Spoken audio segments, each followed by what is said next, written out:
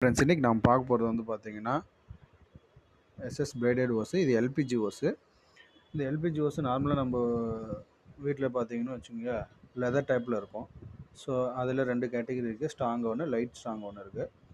Light யூசேஜுக்கு. இது heavy ப்ரெஷருக்கு வந்து நம்ம யூஸ் பண்ணுறோம் கேஸுக்கு.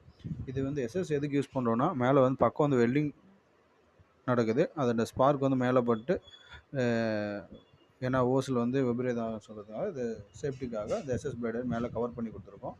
இது வந்து 3/8 பிஎஸ்பி. சேம் இது பக்கம் இருக்குது பார்த்தீங்களா, இது வந்து ஆஃப் பண்ணி வச்சு நம்ம உள்ள கவர் பண்ணியிருக்கோம்.